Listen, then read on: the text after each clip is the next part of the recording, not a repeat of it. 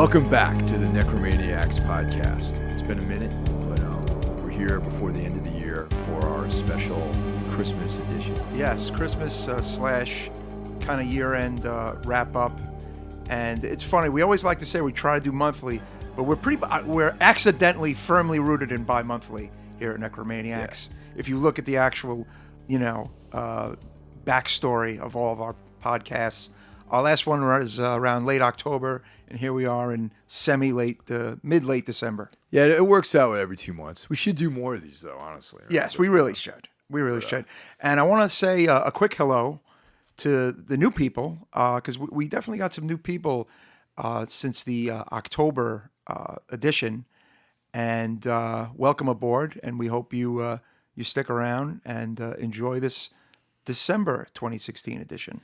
And for them, we'll try to get more of these out, and try to be a little bit more consistent with our broadcasting. Yes, stuff. Definitely. So tonight we have 3 films that one of them is a holiday film, and 2 of them are very different horror films. So the first one we're going to do is The Invitation. Yes, 2016 released The Invitation. A lot of good word of mouth on this one. Just recently, before I watched it, our mutual friend John from Candiria just sends me like this out of nowhere text and goes, "Did you see The Invitation?" And I'm like, "It's funny you say that. We're going to cover it on the show," and he loved it, and a couple other people I know really enjoyed it. It's got the cult angle that a few other more recent horror movies have.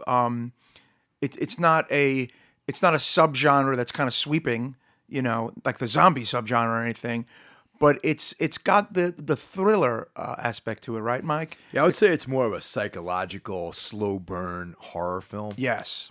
Thriller. Right. Because there's really no supernatural element to it, yet there's anytime there's like occult and brainwashing and that sort of vibe, it definitely falls within the horror genre for me. I mean, because ultimately something horrific happens. Yeah. Ultimately there's a lot of violence, there's a lot of death, and it's got the horror vibe, ultimately. I always feel like that, right? Definitely. And just the way the movie progressed, and there's a lot of foreshadowing of like some darkness, the troubled characters, that sort of thing, and impending doom. That was actually kind of the thing where the film starts out, it moves really slow for like the first 3/4 of the film. And then it gets a little crazy at the end. Well, a little bit about the director, Karen Kusama. She directed Jennifer's Body with Megan Fox from a few years back. And she also directed before that Aeon Flux, the film version of Aeon Flux. And currently she's directed episodes of Masters of Sex and something I've been meaning to watch, The Man in the High Castle. Oh, yeah. I've seen ads for that, yeah. So she's a busy gal. I think she's a great director, in my opinion.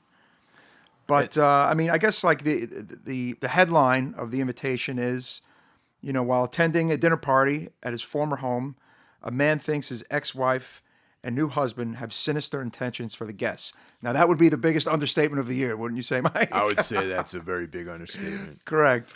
But the cool thing about this movie, like one of the things I was saying before we got started was, from the moment it starts, it's like you're in. Like I feel like you're there and you're enjoying the whole what is going on. There's something going on. There's something strange about this couple, and that's part of like what kind of draws you in. Some people, some reviews I read like thought it was a little too slow, but I definitely did not think that at all.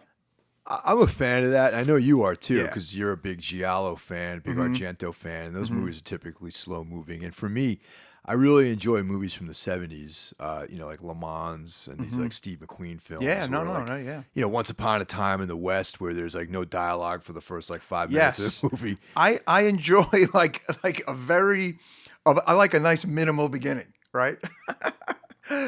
But I wouldn't even say this had a minimal beginning. No. It just gives you that unease that I love when a movie gives you the unease at the beginning, and this movie had that. Actually, there's death in the very beginning of the movie. Yeah, there is. Yeah. That's true. So, the movie starts out where the main character, Will, played by Logan Marshall Green. Great actor. Yeah, who was in Prometheus. Yeah. And some other stuff. He was on 24, The OC, which I've never seen, the OC. The OC, I saw a few episodes back in the day. Yeah. And his new girlfriend / wife, I don't know, are they married, Kira and him? I think it's his girlfriend. I think it's his girlfriend, yeah. And they're driving to a dinner party thrown by his ex-wife, Eden, who is played by the lovely Tammy Blanchard. Yes. Who was in very, Moneyball. very, actually, almost all the women in this movie are extremely attractive. That's the only unbelievable aspect of this film.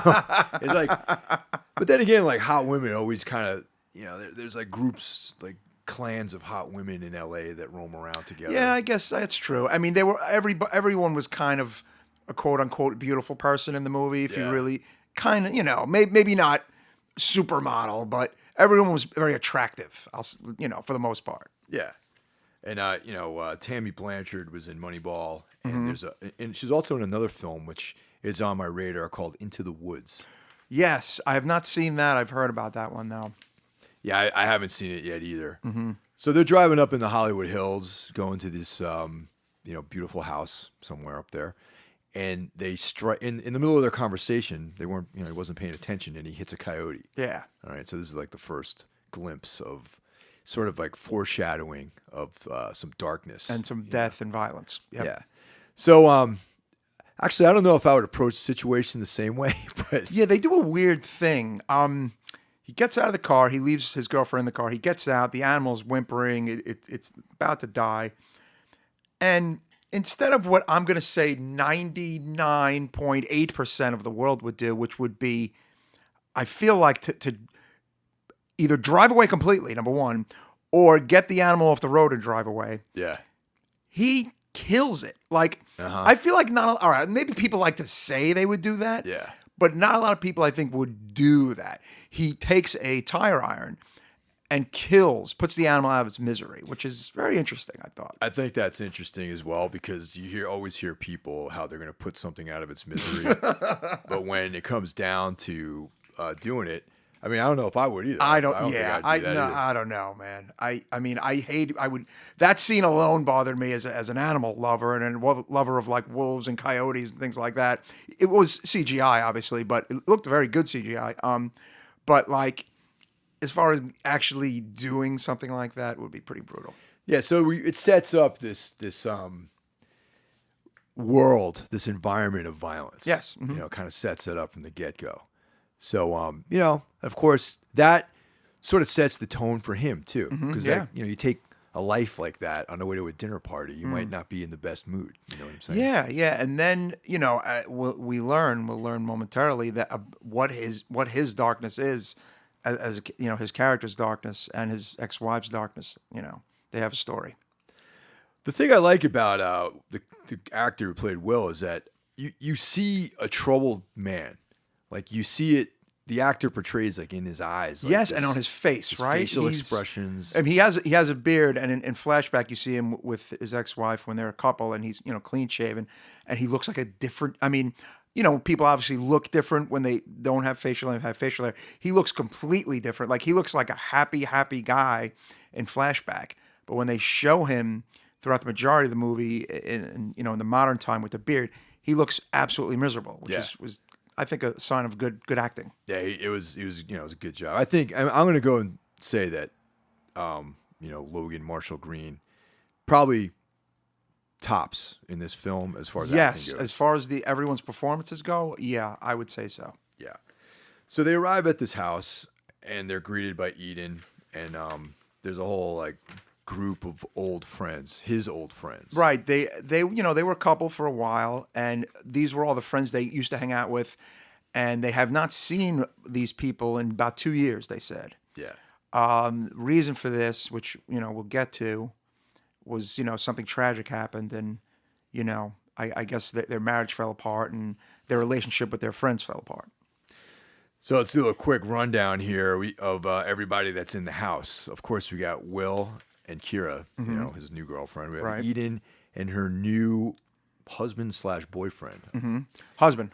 David. I think it was husband, yeah. Who's played by Michelle Huisman, who plays Dario. Dario in Game of Thrones, yeah. Mm-hmm. So he's like this, handsome Dutch actor. We have like the gay couple, Tommy and Miguel. Tommy, we got right. And Ben, who is a married man, but his wife is not there. Mysteriously She's mentioned, missing. right? Yeah. Yeah, she's.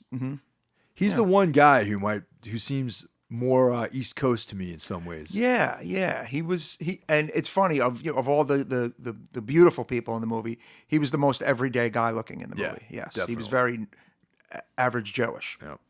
We got Claire, who is a beautiful woman, but she's like, the kind of like they're trying to make her be the frumpy sort of chick, Right. But she's still the really good normal. She's like the normal single gal in the room. Yeah, that's what she is. Yeah, she is. Doesn't have a husband or boyfriend with her. And then there's Gina, this like Asian, beautiful Asian woman whose boyfriend they keep mentioning, Choi, who is not there. He's very late, and they have no idea why he's so late because there's bad reception in this house. Of course, there's bad reception. Yeah, and she hasn't heard from him. That is a common thing in the hills of Los Angeles. Yeah, bad phone service. Yeah, yes, it's like not having phone reception. So that's a little nod to a little reality check there. So yeah, it's uncomfortable right from the get-go. It is. But what's making it uncomfortable is Eden's nuttiness. And I have to say that they found a perfect actress to portray a beautiful crazy girl. Would you agree? I'll totally agree with that. There's something very ethereal about her. She smiles too much. She says these weird things. She's kind of like this radiant face beautiful woman, but she's got the crazy look to her. Yep. And the actress nails it. And then let's not forget Sadie. Yes. Now, okay, Sadie, we don't see her immediately. Will is kind of looking around what used to be his home. Yeah. And he sees in a doorway this woman wearing panties and a t-shirt. Yep. With like blonde hair. And he's like, what? I think he's probably wondering, who the hell is this? And then we learn that it is Sadie, the house guest of Eden and her new boyfriend or husband. And she just kind of chews the scenery, though. No, she's pretty great. She just shows up. I want to remember her as being barefoot in panties. Yes. With no makeup. Yeah. Mm-hmm. And what's interesting to me is that her name is Sadie, which is Susan Atkins. Yes, there's a definite Manson family vibe and nod. And that name, Sadie, obviously is a nod to the Manson family. Yeah, to Sadie Mae Glutz, yes, a.k.a. Susan Atkins. Yes, yep. 100%. It's in the Hollywood Hills, with and she's played by another great actress, Lindsay Burge, beautiful woman. Yeah. So throughout the evening, Will is sort of taking in his former house. He's like wandering around. Mm-hmm. He's having flashbacks. We learn that their son Ty died a number of years ago, and we're led to believe that this is probably the linchpin, like the beginning of the end for their relationship. Yeah, we learn in flashback that everyone in this room was there when the kid died. Yeah. It was outside during a barbecue at this house. So it's very interesting that everyone is back at the house. It's 2 years later. It's where the kid died. It's probably kind of harrowing for everybody there. Yeah, totally. But for some reason, Will is really feeling it more than pretty much anybody else in the house. Well, one of the things that I think is I think that Eden at one point was feeling it as deeply as Will might have been feeling it. Like she might have been depressed and just lost in that mire of gloom and depression that you probably feel after you lose a child. Of course. I mean, yeah. But that motivated her to seek this sort of spiritual guidance. And so this kind of leads into one of the next, sort of plot developments. Right. Here. Now, we learn where they have been for 2 years, David and Eden, where they met, right? They met in Mexico at this, we'll call it a retreat for now, but it's a retreat that basically where the cult kind of comes from. But the thing is, they refer to it as the invitation, like in the movie, which I thought was interesting. Like they called it, the invitation. I've heard of that. And of course, they say it's this whole kind of, lovey-dovey, beautiful new age experience. vibe. Right. Yeah. Like of cleansing yourself of all the negativity and coming out like a better person and getting rid of the baggage. And well, we learned that there's quite a bit more to it than that.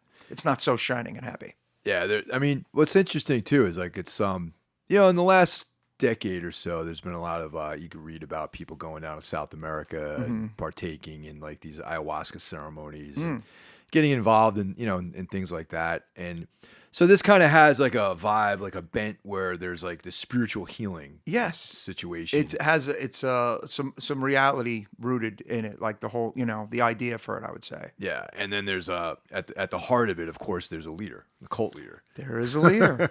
Yes, there is. And in this case, it is Dr. Joseph, the man who was in charge of the invitation, who we see only via video footage, on a laptop that they show the house guests, right, initially. And then we see him again in a flashback, I believe.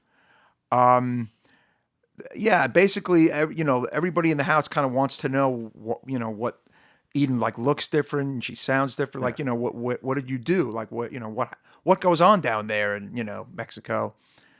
So they play a clip of, what goes on in the invitation. And again, it starts out kind of what you think it would kind of start out like with, beautiful images and music and things like that.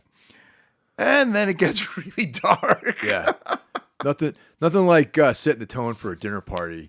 By showing a video, watching a woman die, basically. Yeah, it goes from that beautiful moment to a woman in a bed dying, being surrounded by, I guess, her family members or friends, and what they do in this cult when somebody dies.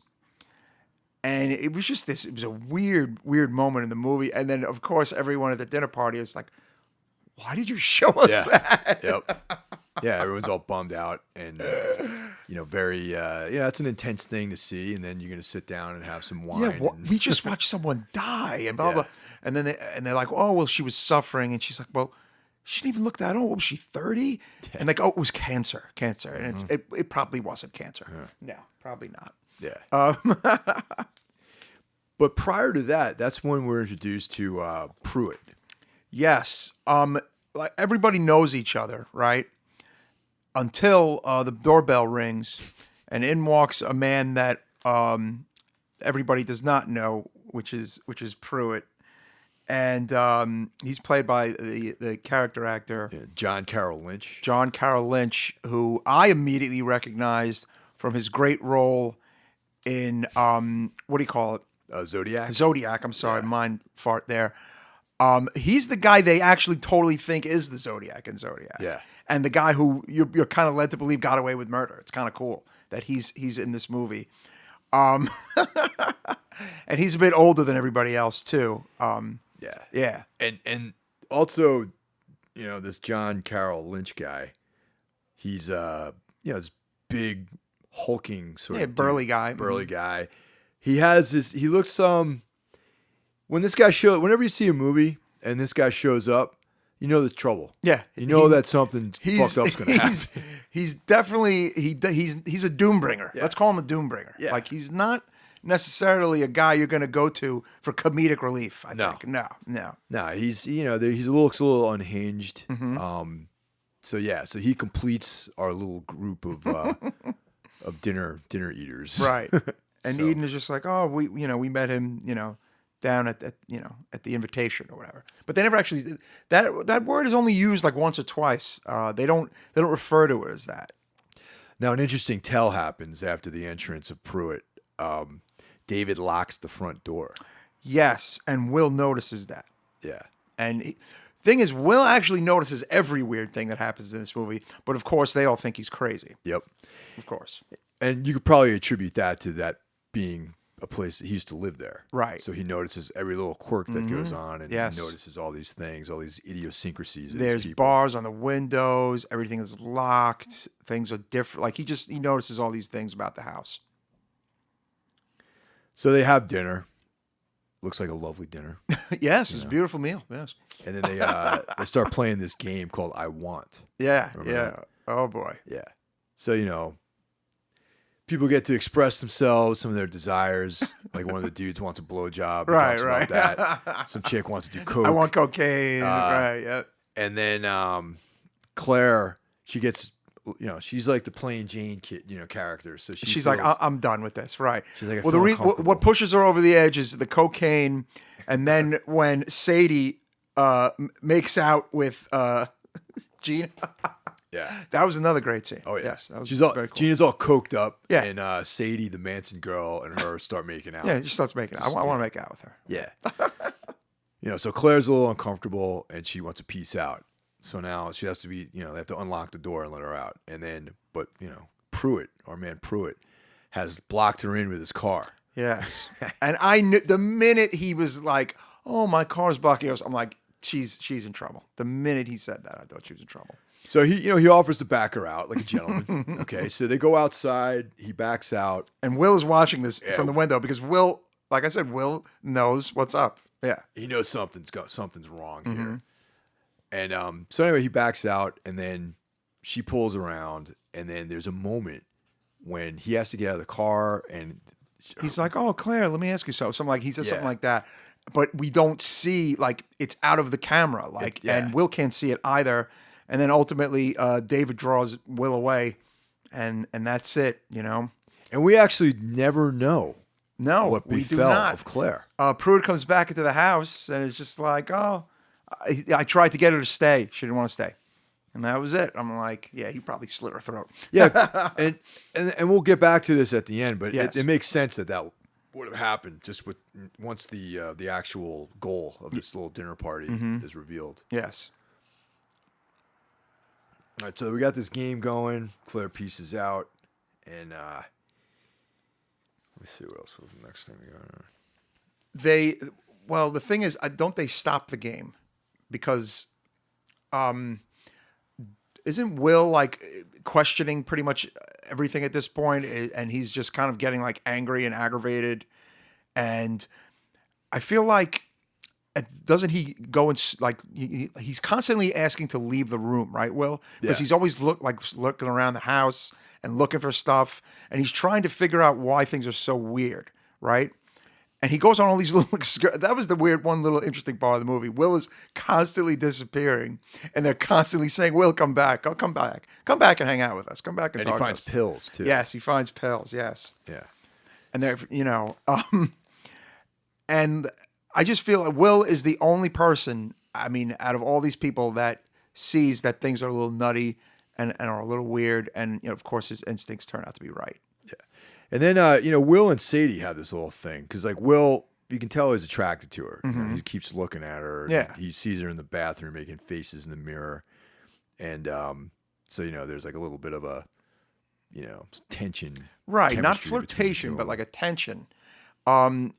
He goes outside and she kind of follows him outside, and she's like, "You could fuck me," and like she's saying she says all these crazy things to him, like, "You can beat me and you can this and that," and he's like, no, like he was like, I have to say, he was really like not having it, right? I mean, that was like, I couldn't believe how not having it he was, actually. I got to be honest. Yeah, I mean, he's freaked out. His girlfriend is in the other room. Yeah. It's like. It's a free world, man, but like not that free. And she mentions all the sex they have down in Mexico and all this, and she's just throwing everything at him to get him to like do something to her. Yeah, it was very California. Man. Yeah, oh, yeah. So Choi actually shows up. Yes, but not before. While Willow's outside, after Sadie leaves, he tries his phone again. He actually gets a signal. And sure enough, there's a voicemail from this missing Choi saying that he was at the house at 7 o'clock and about to walk into the house. And as the viewers were like, is he dead? Like, he was there. Like, I'm just like, what happened to him? Did they kill him? Yeah. Is he in the house tied up or something like that? And this is actually a good scene. He comes back and they're all still sitting down at dinner. And he's just like, where's Choi? Where the fuck is he? Where the fuck? Like, he's getting mad and mad and mad. And then he's like, I just heard a voicemail saying that he was here. And then you look at Eden's face and she's like, he wasn't here. And it's like, of course, you don't believe her, you don't right? believe her at No, all. you don't believe him at all. And sure enough, the doorbell rings a little while after that, after Will's freak out, right? Because he's, infuriated. He thinks Troy's like dead. He's in the house, like, where is he? Blah, blah. And it's actually Troy. And it turns out he had to go back to work right as he left that voicemail. And I thought that was an interesting, like, kind of, shake-up on the director's It was part an interesting there. shake-up, and I feel like that was one of the only things that seemed a little forced in the movie. Yeah, You know what I mean? I kind of agree. I agree. Yeah, like that. I mean, I understand what they were trying to do. They were trying Yeah. to give it like, well, maybe Will is imagining This is all in his everything, head. and Right, maybe right. everything is fine. All right. However, Will goes off on another one of his escapes into the house. and he Yes, finds- one of his 800 walks. Yes. Yeah, and he finds a laptop, and that's where the agenda of Dr. Joseph is revealed. Yeah, there's another more footage of him, and what is he saying? He's kind of speaking into the camera, and he's talking more about what has to be done, right? And stuff Yeah. like that. It's a pretty eerie scene.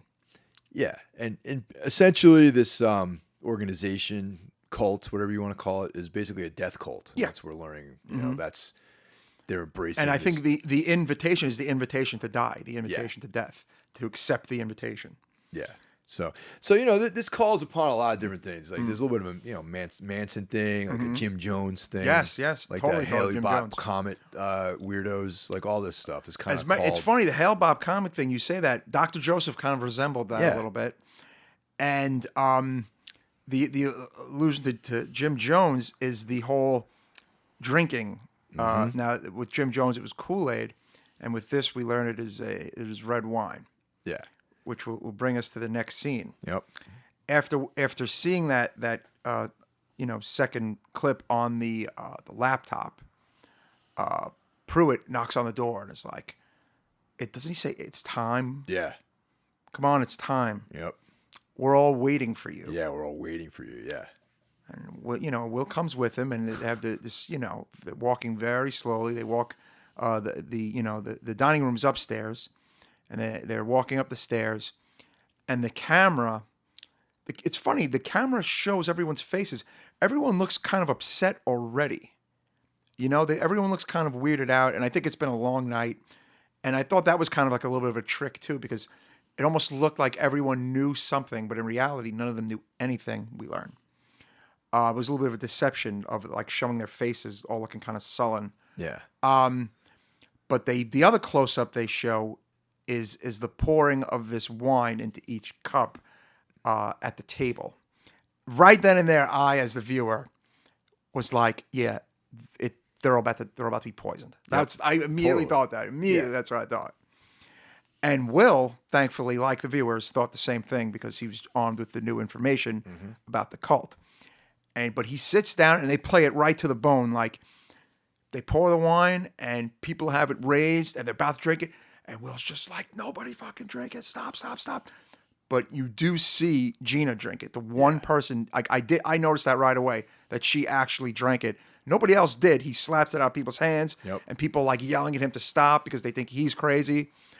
And yeah, I thought that was actually really like one of the best parts of the movie. Yeah. It's like, kind of like a climax, really. Yeah. So, Gina's all coked up still, probably, she wants to get into some wine. Right. So she actually downs it. So Yeah. she like pounds that glass of wine. And then she like immediately. Well, no, right before that, Sadie and Will get into a little fight. Oh, right. Because Sadie says when he tells everyone to stop and slaps glasses out, she goes, "You ruined everything," or something like that. Or you ruined it. That's the other kind of clue. Yeah. So him and her get into a tussle, and she like jumps on him and he pushes her down and she bashes her head on the floor and she's unconscious. And then you hear her say, "Is she breathing?" And they're like saying, "Yes, Sadie's breathing." Like, no, not Sadie, Gina. Gina's foaming at the mouth, like pretty much dead on the floor because she's the only one who did drink. And that's when we go into plan B. Yes. And that's why Pruitt's there, basically. Yes, that's when Pruitt goes into action. And this is when all, hell has broken loose and now hell really breaks loose. People start dying now. Yeah. Yes. A lot of violence happens. Yep. Some people get shot. Some people get stabbed. Yes, yeah, it's a Yep. crazy, A couple wild of brutal scene. stabbings. I mean, and now you're learning that the whole time to get everybody there was to kill them, to kill everybody, to have everybody die for this cause or whatever. And it's a really intense, crazy scene at this point. But Will and his girlfriend managed to kind of break away amidst all this chaos. I mean, there's a lot going on. It's reminiscent of the scene, in the Manson murders, where like there's all that chaos at the house and who's killing who and who's running away and who's being chased, who's being stabbed. A lot of Manson kind of like references. Absolutely. Yeah. But Will so Pruitt actually Will gets shot. Yes. Mm-hmm. And Kira actually is the one who takes control. She's Yeah, the one yeah. She takes out Pruitt. Yep. Mm-hmm. So he's dispatched. Will's injured, and then David is stalking through the house trying to find the people to do his thing. Yeah, yeah. And you hear him, like, everybody's kind of messed up and bloodied and injured in some way. And you hear him and Eden talking about, how they have to go through with this and everything. It's kind of like a brutal scene. And then ultimately Will gets, they sort of catch him by, David. Mm-hmm. They sort of catch him by surprise, and he gets taken out too. Mm-hmm.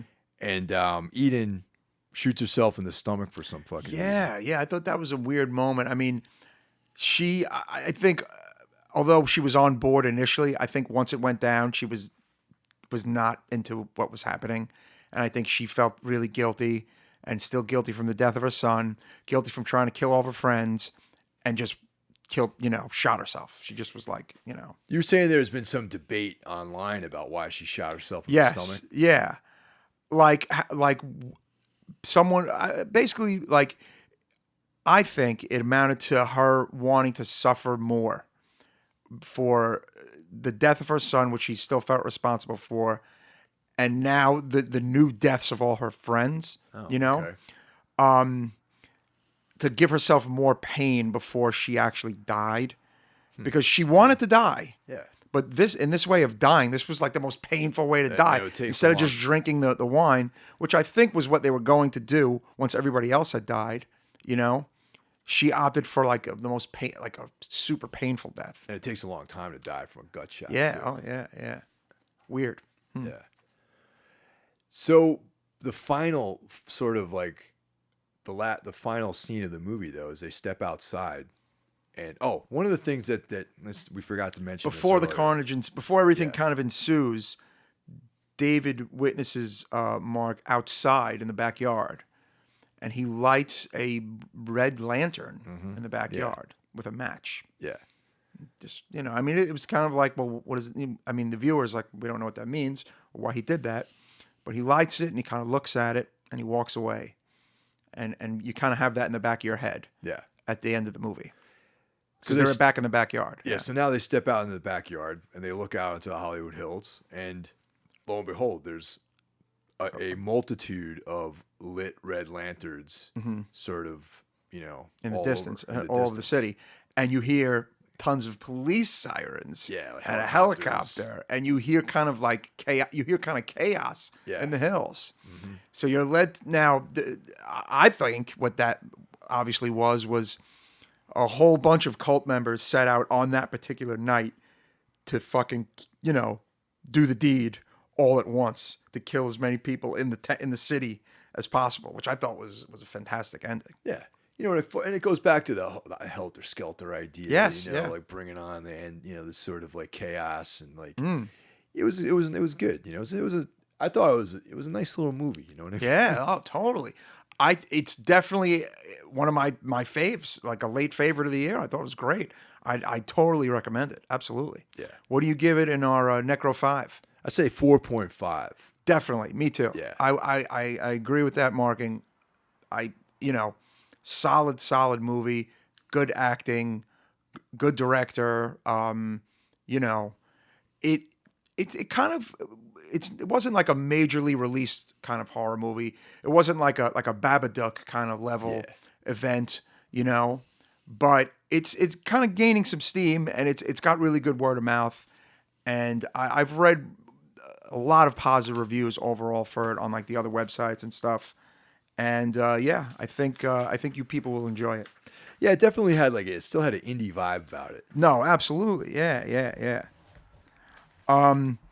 It has an 88% approval on Rotten Tomatoes, which is pretty damn good for Rotten Tomatoes.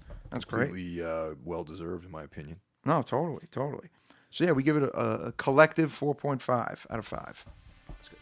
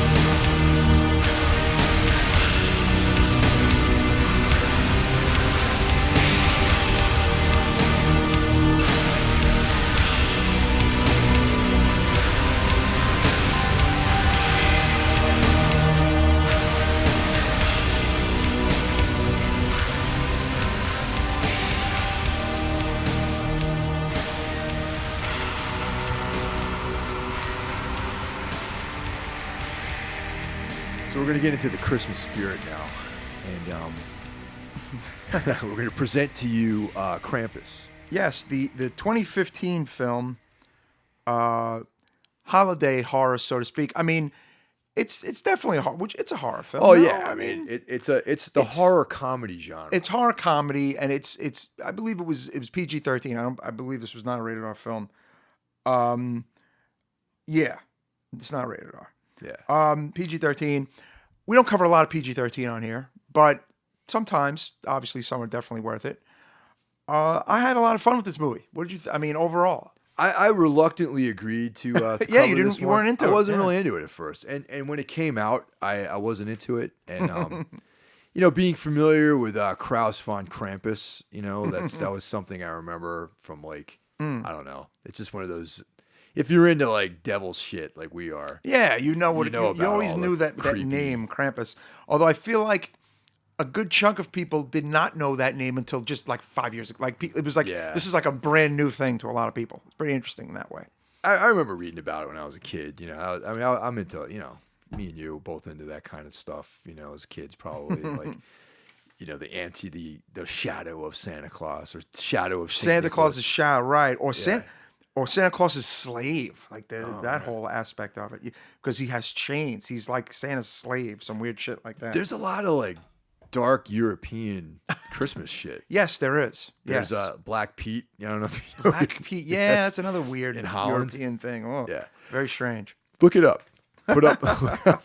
It'll blow your mind if you don't know who Black Pete is.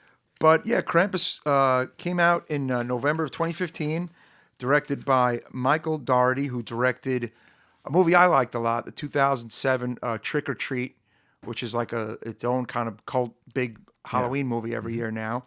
And he directed Superman Returns, which some people liked and some people did not like. Yeah, I enjoyed it. Yeah. And the writers too. Actually, are mostly involved in comic book animated stuff like Green Lantern.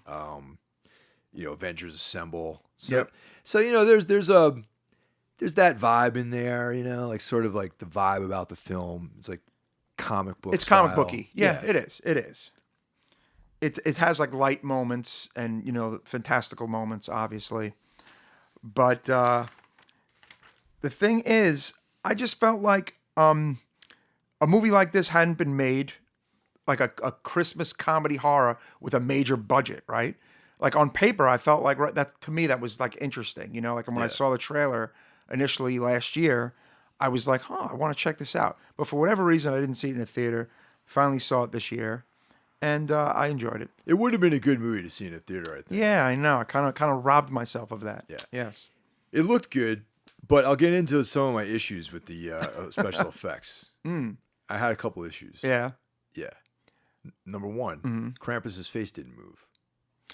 No, it did not. He had the tongue thing though, right?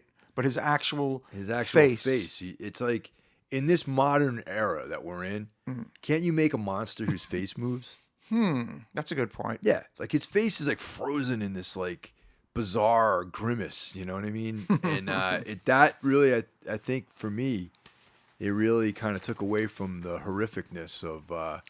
I liked the movements of him and like the hoofs and the overall vibe, and he's kind of brutal in the movie. He's I like that aspect of it, but I'll give a brief synopsis of it. 3 days before Christmas, a suburban family gets together to celebrate the holidays. Tom, played by Adam Scott, and Sarah, his wife, played by actress Toni Collette, and their children Beth, Stefania Levi Owen, and Max, MJ Anthony. Max is kind of the star of the movie. Yeah. And Sarah's sister, Linda's husband, Howard, played by David Kochner, who's in 8 Million Comedies. Sure. Funny guy. And their children, Stevie and Jordan, who I initially thought were 2 boys, but they were 2 girls. And they have a baby daughter, Sarah. And then they have the woman who was a lot of the comedic relief, the Aunt Dorothy, Conchata Ferrell. And then there's the weird aspect of it was how old Tom's mother, Adam Scott's mother, is. The German-speaking Omi, played by Krista Stadler. She looks 90 years old. And Adam Scott is, 40 years old. Yeah. I thought that was kind of weird. No? Yeah, it was definitely weird. I thought it was, like, for a while, I'm like, is this a grandmother? But no, it's his mother. Being from the old country, the shit might have aged you. That's hard lives. So. I guess so. From like the hinterlands of Germany. I felt like they could have threw in a younger person as the mother and made this woman the grandmother, but they didn't go for that angle. It was a nice touch having her only speak German. Yes, that's right. No English. Since Krampus is like from the Germanic. German, yes. So Max, the main star of the movie, MJ Anthony, he feels like the family's kind of lost touch with the traditions that they used to have because everyone's kind of being like a dick, and there's all this family tension, and he thinks everyone has kind of lost the Christmas spirit, and he himself is kind of losing his Christmas spirit, and he rips up his own letter to Santa and throws it out the window. And that's actually... That's like the catalyst pivotal for point. Yes, exactly. Shortly after he does this, the big blizzard appears, cuts all the power out, and kind of the hell starts to break loose, so to speak. In this, it kind of kicks off where his sister is worried about her boyfriend who's home alone in the neighborhood. The sister Beth, and she goes out to see if he's okay, and she never makes it back. It's kind of there's actually some brutality to children in this movie. Wouldn't you agree? Yeah. When I was watching it, I was like aware that this was, being marketed to kids because, there's just children. It's PG-13, right? There's kid stars in it. It's a monster, but it's also sort of a Christmas monster, and there's some stuff in there that's funny, but the fate of some of the family members is it's a little extreme. Dark. It's definitely extreme for kids. Yeah. I'm thinking to myself, like, being a parent, say taking your 10-year-old to this movie, or like someone younger than 10 or younger than 12, it's like, I wonder what they would have thought about this movie. And that might have been, one of the reasons why this film wasn't like a smash box office hit. Right. Parents probably were possibly not going to take their kids to see it, But so yeah, Beth goes out to look for the boyfriend. She gets to outside, and she's walking around the streets, and it's like a major blizzard, and she sees this like creature on a rooftop. This is kind of a cool scene actually, and it's Krampus kind of stalking her, and she runs and hides, and she hides under a truck, and then like the creature like kind of attacks the truck. And like this, there's like a jack in the box under the truck, and this monster comes out of it, and it kind of cuts away. It's kind of like these kind of stark scenes against younger characters in the movie. It's reminiscent of stuff like films they used to make in the late 70s and in the 80s. Like kids used to get killed back then. Right, yes, when kids were more expendable. Kids aren't that expendable in the last 15 years. No way. Yeah, you so know? I appreciated that. It was like a nod to like an older era of like when, there's a little bit more like brutality, Right. So a lot of time passes, and she doesn't come home. So her dad, Tom, and the Uncle Howard, they go out searching for her. And when they go to the boyfriend's house, the boyfriend's house is like it's like ransacked and it's frozen. It's in a shambles. And it's like a shambles and it's all fucked up. And it's like, whoa, Again, some intensity there. And they get attacked by Krampus. Yeah, basically. Yeah. And, they have a gun on them, and, they're just kind of like, they're like, what the fuck is this thing? You know what I'm saying? So Howard, the uncle's attacked by the creature.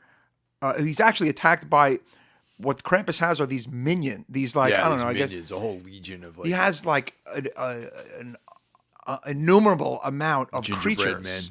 Gingerbread men, elves, robots, and just all, like, you name it, that are like work for him. Yeah. And he's like the master of all these kind of evil toys and people who kind of carry out his bidding.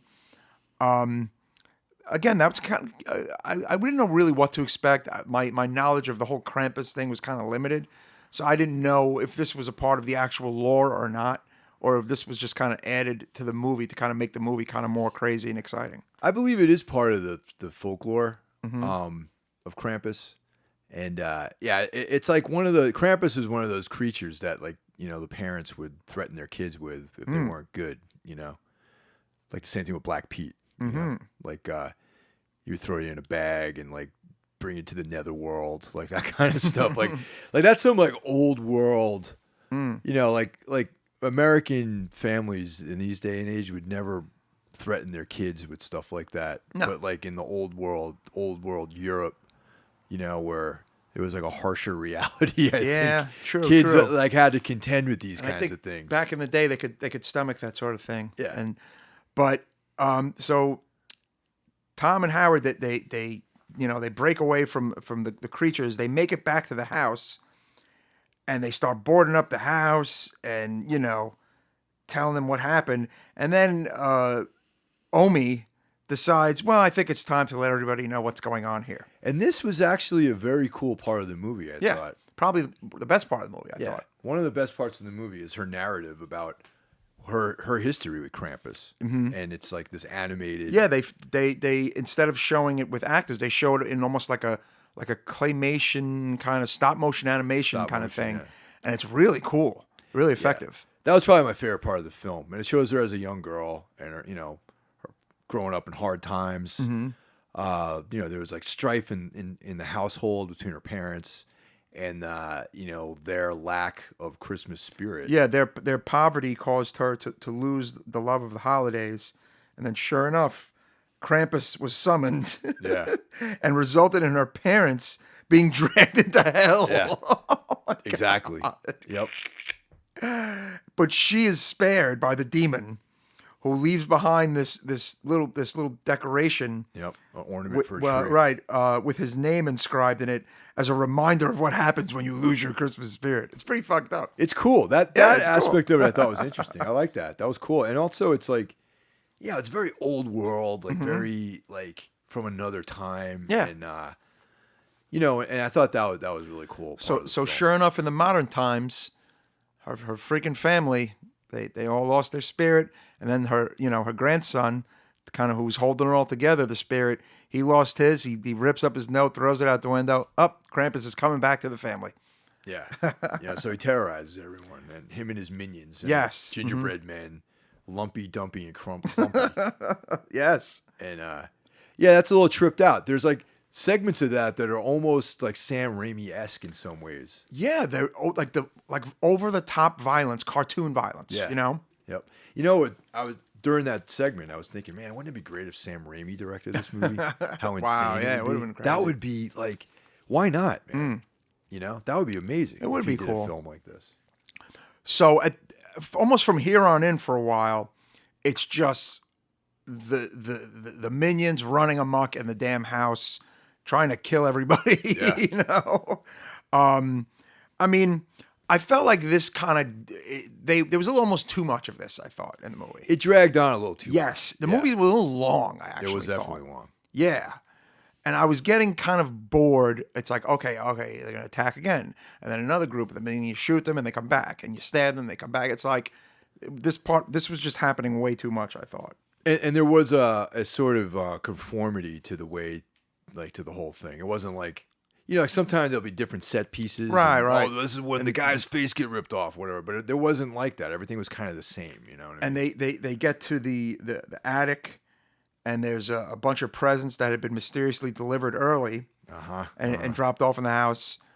And it turns out there are more minions in the attic. Like, just when you think, you know, it's kind of calmed down, there's more minions coming to kill everybody once again. Beware of early presents. Yes, the early presents. Something arrives early. Be very careful of that. Could be a Krampus minion. Could be lumpy, dumpy, or clumpy showing up at your house. So, after the kind of, you know, what happens in the attic, let's see. I feel like, I don't know, I'm getting a little fuzzy on like the whole sequence of events from when he kind of has to, he loads up his sleigh and he's kind of taking everybody away, and the kid is kind of pleading with the Krampus to kind of, you know, keep everybody and whatnot. Yeah. And Krampus seems to consider this request before picking Max up and holding him over the pit of the underworld. Yes. Right? And, you know, Max is apologizing for losing his Christmas spirit and, you know, spare my family. Krampus blah, blah, blah. shows him the torn up note. Yeah. That was a cool part. That was a powerful moment. Now, Krampus accepts his apology, but throws the screaming Matt into the pit anyway. Yeah. Which was pretty brutal. Oh, actually. yeah. That whole scene was brutal. Yeah. It's like it had this wild, like, primal vibe to it. It's like it's dark. It's nighttime. They're in the woods or they're in some dark, wintry background. And there's, like, fire and drums and these, like, creepy, like, you know, creatures, elfin creatures dancing around. Yeah. It's like paganistic. It's like very paganistic. Yeah, it's very paganistic. Yeah. Mm-hmm. And then there's like this pit that leads down into hell, basically, and he's casting all of his family members into the pit. It's very hellish, you know. It is very hellish. That, you know, that was another high point of the film, I thought. So anyway, despite his pleas, despite the fact that it's accepted his apology, Max gets cast into hell. Okay, you think this is the end of the movie? No, right? He wakes up, right? Yeah. And it's Christmas morning, and he looks out, and everything looks normal again. And then as I'm watching this, I'm like, okay, really? Like, this is going to be the ending? Like, you know, it was a dream. Like, I'm thinking, the viewer, this whole thing was like a dream. Right. Or something. The cop out. Right. And his family is downstairs. Yeah. And he himself thinks it was a dream, you know? And he opens a present, and sure enough, it's that ornament. And then everyone gets silent, and the memory of what had happened kind of comes back, and then the camera pulls back to reveal that their house is being watched by Krampus through a snow globe. Yes. Like he's kind of imprisoned them, you know, kind of like in like the Superman, like the Kandor, Bottle City of Kandor, and he puts the snow globe on a shelf where there's like tons of other snow globes. And that's the movie, and the movie's over. So I actually thought it was a great ending. Oh, yeah. To me, Absolutely. that meant that all that shit happened. Yes. And he did go down to hell. The family is trapped. The family is fucked. And now you're owned by the Krampus. Like he owns all of your souls, and you're stuck there. Yeah. That's a pretty bleak ending for a PG-13 movie, wouldn't you agree? For a holiday film. For a movie that you're supposed to be like, oh, it's Christmas, man. Let's like check this out, you know? Yeah. And also his full name is on the ornament, Krause Von Krampus. Yes, Krause. Which I thought was awesome, you know? So, yeah, I was like, when I thought it was going to be the corny ending, it was all a dream or whatever, and then Krampus is outside and shakes his finger and flies away kind of ending. Oh no, you're all fucking fucked. That was the ending. Consistent with the overall European vibe of it, that ending was an old world European ending to a nursery, like a story like this. You know what I mean? A nursery rhyme-esque. Yeah, I mean, again, I feel like it wasn't that much for kids in that sense. Yeah. It's kind of more for adults. It made me think of like I said, old nursery rhymes like Little Red Riding Hood and like all these like the Three Bears and just like all these like creepy stories that are about like cannibalism and hunger and starving to death and all this other stuff, And in a weird way, it was like Christmas Vacation meets demonic possession or something. You know what I mean? It's like an extreme Christmas Vacation film because it has like the family, the in-laws are showing up. There's like, I don't know. It's just one of the family members, the aunt, is drunk. Yes, the comic relief. Yeah, the comic relief. But yeah, it was like it wasn't all fun and games, man. No, it was not. I mean, I think I liked it more than I thought I was going to. But it had the part where all the minions and the toys. I thought that lasted like forever. I don't know. They could have cut that down. It was a little long. Yeah. But it's fun. It's worth seeing. I think it's worth seeing this time of year, right? If you've never seen it and you want to check it out, check it out. Will you watch it every Christmas? Maybe. I mean, I don't know if it's like gonna be like a mainstay, possibly. Time will tell. It's too soon. I think as a film, I might pass it by, but as a holiday film, as a Christmas film, I'll give it like a 4. Yeah, I'm going 3.5 to 4. Like I said, I liked it more than I thought I was going to, but it had some of its problems. I like the fact that it was downbeat at the end. Yes. And that it didn't kind of flinch on like some of its brutality, Yeah. I thought that was kind of cool, unexpected. It's the kind of film if like you're with your family and they go to bed early and you're like me and Mike, we stay up late and if everyone's asleep, and you're visiting your folks and it's on HBO or Showtime or whatever, right. You're gonna watch it. You should watch it because it's that kind of movie where you can hang out by yourself and watch it and and trip out on it. I thought it was good. Cool.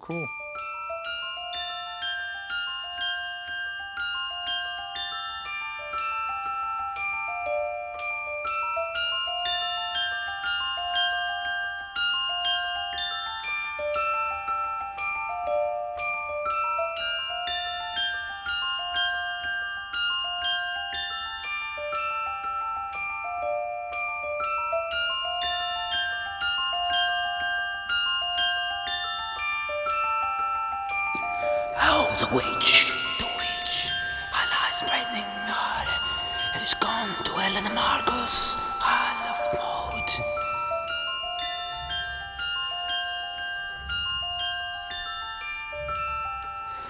There are 3 witches on the school.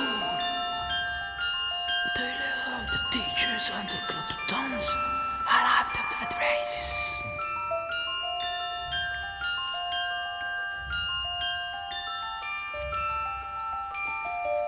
And you go to the school and Island Froggen's Bite. Wage. The wage met Frega's fridge. There are 1 wage. All in the Marcos. So our third film is Mexico Barbaaro. Yes, and an anthology film that came to us from Mexico, released on Dark Sky Films on DVD and Blu-ray on November 3rd of 2015. It's been on Netflix for a while, right? Yeah, it has. It has, yeah. It is, it's an anthology film, along the lines of, your Tales from the Crypt. VHS. Yes, VHS, definitely. ABCs of murder. And this is, Mexico. They like their metal brutal and they like their horror brutal. Would you agree? Oh yeah, man. And, Totally. Yeah, it's I think that I'm interested in horror movies from Mexico these days. You know, there's been a few that have come around. You know, I saw The Devil. That's a great movie.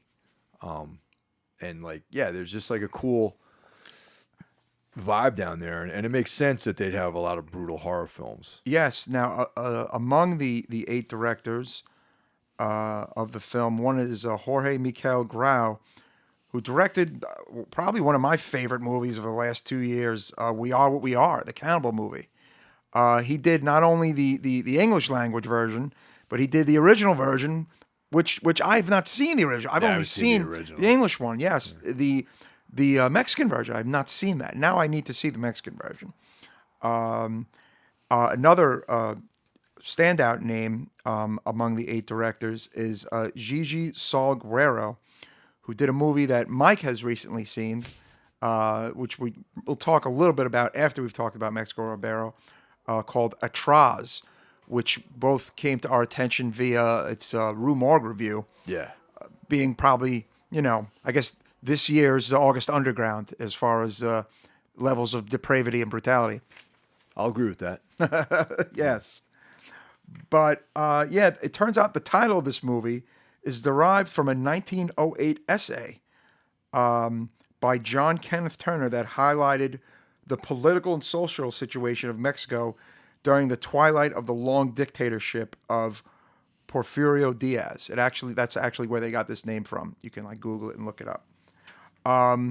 Rough synopsis is Mexico Barbaaro shows world stories that form a part of our culture, and even some that have haunted us and have made nightmares since childhood, and those ones which took away our innocence. Boogeymen, trolls, ghosts, creatures, Aztec sacrifices, and of course the most beloved tradition, the Day of the Dead, immersed in urban and rural stories that are some of the issues that make up this anthology. As it turns out, there's a little something to each one of these 8 stories as far as what it ties into Mexican kind of culture, folklore, and things like that, which I thought was pretty cool. Yeah. The only thing that I would like to have seen in this film is a wraparound story. Now, I actually thought there was going to be one because we get a quarter of a wraparound story at the very beginning, don't we? Yeah, we do. There's a guy walks into this like house, right? Or he's a journalist. He's a journalist. And he meets this cartel member at it's actually a hotel. A hotel, okay. Look at those off the highway. Yes. Mm-hmm. Which that in and of itself, meeting at a hotel off the highway, it's like perfectly creepy. Yes, totally. You know what I mean? It's like, you know. I totally thought that was going to be the wraparound story. Yeah, me too. They did not return to that. It seemed like this guy was going to tell all these stories to this journalist. Yeah. And each one of the stories is going to be a vignette. And it wasn't like that. As a matter of fact, what this movie did was, at the end of each segment, they stopped and showed this like weird head injury, and then showed the name, like the big crawl of the name of each one with the director right under it. Yeah. Which I thought was odd. That was definitely odd. I would have tried. I mean, you know, what do I know about making films? Right. But like, I would like to have seen a wraparound story, and that exactly. I thought that this little interview was going to threw you out. Like the whole stop-start kind of throws you out of it a little bit. Yeah, I thought so. So what we mistakenly thought was the wraparound was actually the first story, and it was called like Zampontil. I'm sorry, I never. Tizom Pentili. Yeah. Yeah. Mm-hmm. So, sorry by director Laurette Flores Borin. Yes. So essentially, it was basically what I said. It's a journalist walks into interviews a cartel member, and he recounts a story of abducting and ritually murdering these young people. You know, and I thought it was cool. I mean, the ritualistic part reminded me a little. Had almost like a weird fiction vibe to it because they're you know, summoning like elder gods and, you know, like Aztec creatures. You know, it's just, it had almost like you know how like in H.P. Lovecraft they always talk about the elder gods and like the old gods and all that stuff. To me, it had like that flavor to it, the way they did it. in Mexico. Yeah. Yeah, in Mexico. And I thought that was cool. But, these are all sketches. Like, these are all very brief little, sketches. But there wasn't much to that one, but it had a lot of atmosphere. You know what I'm saying? Yes, I agree. And the murderer looked a little bit like my former drummer, Andrew Hernandez. Yeah. Oh, yes. Okay. Yes. He did. Hello, Andrew. Yes. Yeah. They look a little like you, a little bit.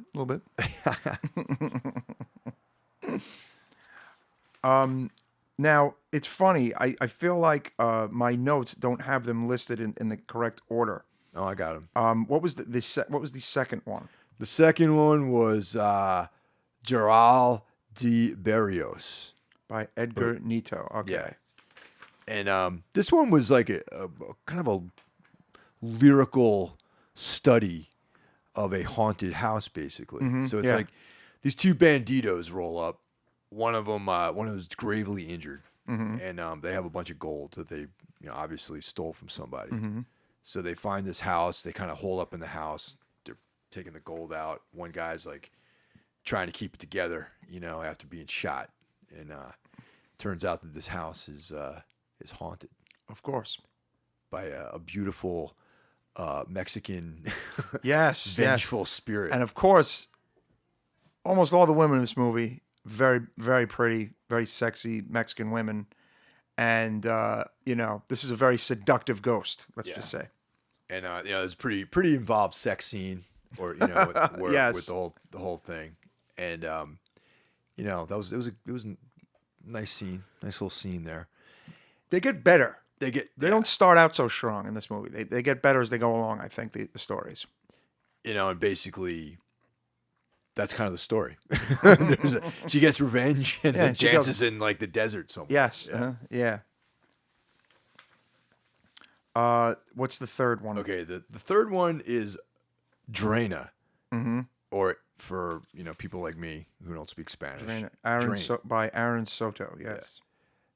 All right, now this one actually, there's a little bit to this one.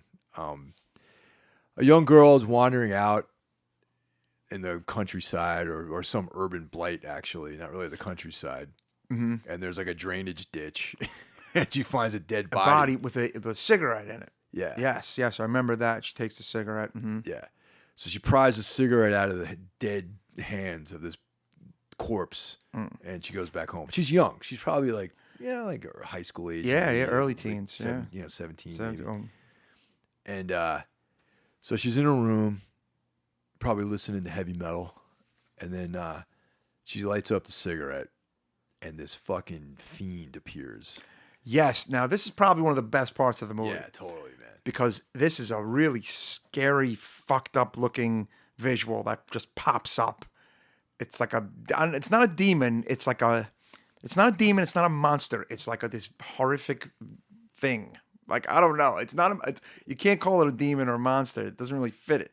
It's just this hellish looking thing. Thing. It's like almost like maybe she smoked like maybe that it was salvia, not a cigarette. And like this entity from like the nether regions like focused into her conscious world and just popped up out of it and just came into her fucking life, man. Yes. But now, she makes a demand. There's quite a demand that pops out at this point. It tells her to drain the blood from her sister's vagina and bring it to her. Yeah. Whoa. This to me, like at this point, I'm like, okay, how is this? What's going to be topped in this movie now? Well, there's also a consequence to that if she doesn't do it. Yeah. Oh my God. Yes. She's going to suck her soul out of her anus. Yes. That is exact. Oh, too bad this movie wasn't in English. It would be the best sample ever. Well, you could probably still sample it, but for like a death metal band, Oh, yeah, definitely. Be great. Yeah. Or a black metal band, either one. So, that's a pretty intense thing to lay on somebody. Pretty intense demand. Yeah. Needless to say, she gets up and does it. Yeah. She drugs her sister, puts pills in a bowl and smashes up the pills and serves her food, I believe, right? And the sister is passed out in her bed, And this is like, I mean, look, it's not supposed to be sexy. No, well, no, hold on a second. It's not supposed to be, but it's sexy. I'm gonna beg to differ. Well, it is sexy, dude. It's disturbing. It's like it was. That scene was like connecting with some part of my brain. Oh, of course. I mean, I it was like, I felt uncomfortable. You have because I was two girls responding who are to it. sisters, and they're both like gorgeous girls. And the one girl is getting her drugged sister naked to drain blood out of her. It is like this. It is quite a scene, actually. You know, very European. Even the way that she's positioned on the bed. Yeah, it's some fucked up shit. Kit shot, you know. Yeah, yeah. It is some erotic. She's wearing like a tight mini skirt. Yeah, yeah. To me, it was almost like it was like a 70s sleaze meets Euro horror combo scene, definitely. right? It was very sleazy. Yes, it was a very sleazy scene. Definitely. Yeah, and so she goes ahead and does it. She gets it the way she gets the blood off camera. They don't show her. They don't show it. Her getting the blood. They then show her in the hallway with a bowl of blood, walking down the hall to bring it to the monster, or the creature, and she drops it. She falls, and it spills all over the place. I'm like, oh my God. It was pretty fake looking blood. Yeah, I was a little disappointed. The blood looked very fake. I was like, oh man. It looked like cherry syrup on a Sunday. Yeah. Well, sometimes like you see the color and it looks great, and then other times you see it and it doesn't look great. Yeah. This time it didn't look great. The creature was killer though. Oh yes, it was. Yeah, the creature was awesome. So now, but her sister's not dead though. Like, No, she she's didn't not dead. drain all the blood out of her. No, mouth. she didn't. Just filled up a bowl of her blood. Her sister wakes up. Mm-hmm. She goes into her room, and I don't even know how to describe this fucking scene that I saw, man. There's like some female hellish it's weird creature. Yeah, huh? Human-esque, kind of human. Mm-hmm. And then there's like another shape underneath a sheet, which I'm assuming is the girl. The sister, huh? Writhing with blood. And I'm guessing she's getting that soul ripped out at some. I'm guessing that's what happened. Yeah. And then it ends, right? And then it ends just like that. Wow, it is like that. At this point, to me, I mean, if this isn't the best one, it's definitely in the top 3 of the best episodes. This one's my favorite one. Yeah, this was your favorite one? This one was my favorite one because it had all the things. It had a creepy monster. It had some weird like psychedelic element to it, and then there was like hot girls in it. Right. And that's all the things I love. Yeah. Definitely something that'll stick with you. This the third episode. The only thing that could have made it better is if it had like a behemoth song in it or something like that. Yeah, or you know, exactly. Like if it, there is at one point in the last one, there's like a bad metal. There's a metal song that's kind of shitty. Yeah, there is. But if this had like good metal in it, would have been kind of even better.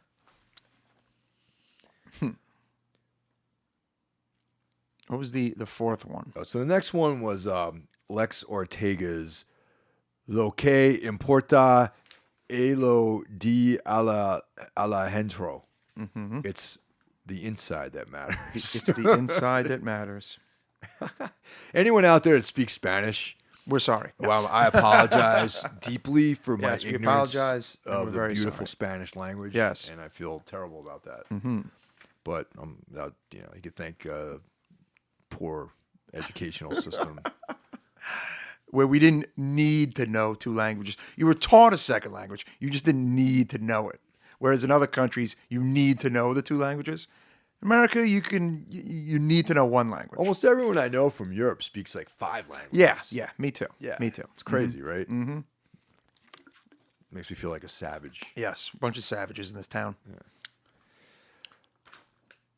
All right, so this one is like probably, I would say production-wise, this is probably the highest quality film. Now, Like, it looks good. this is the one that has like the transformation scene. Like, is this the one with the one turns into like the spider in the desert, or is that not this one? Oh, that's later on. I'm sorry. This is the one with the creepy kid toucher in it. Oh, okay. Yeah. Oh, yes, this one actually is definitely one of the better ones. I'm sorry, this is one of the better ones. Yeah, it's far. It looks like a well-made film. Mm-hmm. It's like some just FYI, going through all these, the film quality kind of Yeah, they all look different. They don't all have a uniform look. There's no uniform look. Some have almost have a very indie look to them. Mm-hmm. You know, like the Drain one had like a very indie vibe to it. Yes. This one looks like a high end. Yeah, it looks like shot on film. Actually, Shot on it looks film, like shot on maybe. film. It might have been. Who knows? You know. But so anyway, this one basically is it's a boogeyman story, but told in like a gray urban setting. Like an apartment building, kind of a Mexican apartment complex. Yeah. Yes. You know, and it opens up with this young girl who's, you know, handicapped. You know, she's got leg braces or whatever, and she's like looking out the window and she's saying "kukui" or "cuckoo" or whatever. Right. Boogeyman. Yeah. Boogie. Well, boogie. Yeah. Just on the side, the El Kukui is the boogeyman. Yes. So she's Boogeyman. saying "cuckoo, cuckoo," Yeah. you know, Cuckoo, "kukui," yeah. you know. Someone checked me on that too. Yeah. Like, I'm pretty sure the El Kukui is like the boogeyman. Like now I'm Right. starting to doubt myself, second guess everything I say here.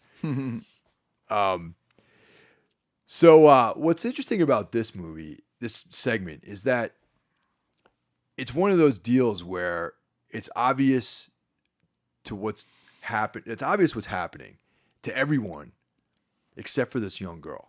Like, I mean, well, actually, it's just the opposite. No one sees the No truth one of sees what's but going her. on, Right, but right, the young yeah, girl yeah. sees the actual truth. There's this guy this disgusting, homeless like freak. weirdo Yeah. freak that just like is allowed to sort of exist in this apartment complex. And everyone's just like, oh, haha, you know, he's like harmless. Yeah, he's harmless. He's just crazy. Blah, blah, blah. Yeah, he doesn't hurt anybody. But he's not harmless. But when No. the young girl's brother goes missing, Oof. we find out that this guy is not so harmless. No, it's brutal. It's kind of a fucked up scene, actually. Ugh. Yeah, it's brutal because, you know, it's a kid and it's like, it's never really, like, the beauty of these shorts is that it's like the bare bones of a story is told. Yeah. And there's a lot of inference. There's a lot of like sort of like hinting at what actually is going on without actually revealing the entire motivation of stuff. No. Yeah, things like motivation kind of go to the side and like Yeah. full backstories and things like that. You don't really know that stuff. Yeah. So it turns out this guy's a child killer. Yes, you child know, molester killer. living Yeah. among, you know, families. Yeah. And this very brutal scene. He's like strangles a kid and he starts cutting him open. Oh, and, like, yeah. It's just pulling like, out certain. He has a list of things that he needs. Yes. Oof. So there's like this this kind of it's hinted at. So That killing kids is coming back. It's coming back apparently. it's becoming popular. Yeah, it's popular. in horror films. So yeah, they show him like he's like collecting Yeah. organs or something for someone. There's like this sort of hint that there's a guiding force guiding what he's doing. Now this might be voices in my head, Right. or it might actually be like some other nefarious entity out there that's you know, commanding him to kill and collect organs of like young children. So, but yeah, that was Very creepy. it's creepy and kind of disturbing. That Yes, it that was the one that disturbing. actually disturbed me a little bit. Yeah. I mean, I didn't expect them to kind of show what they showed with the boy and the killing. Yeah.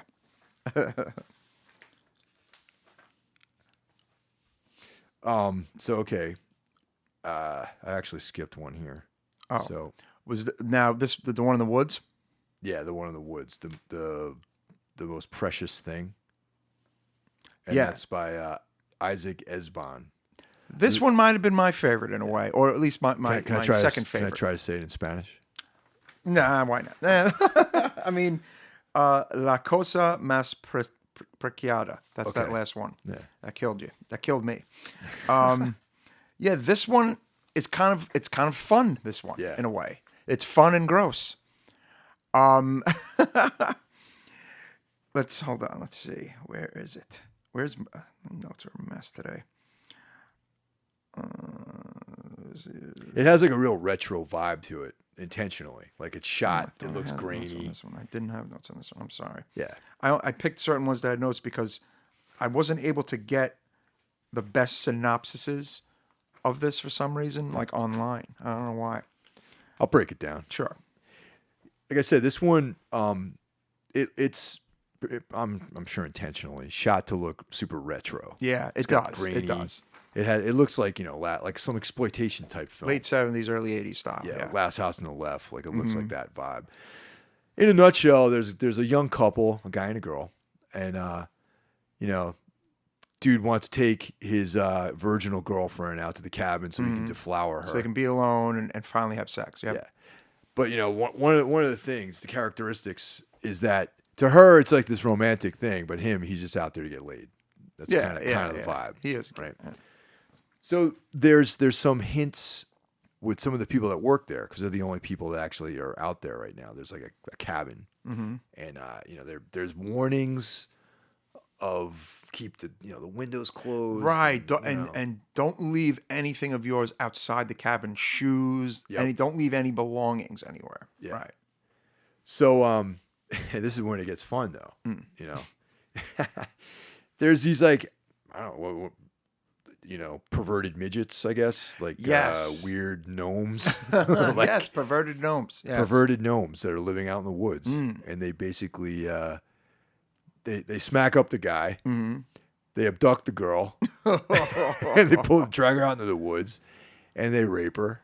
Well, it's one in particular. Yeah, it's this one creature in particular that does it, that we don't really see much of initially, but what he does to her, one of he covers her face in this yellow green liquid. It was the most disgusting thing. Like it's on, like the camera stays on it for like a long time, and she's screaming and it's covered. I mean, it's very real. Like, you know, like the actress must have been loving every minute of this. Yeah.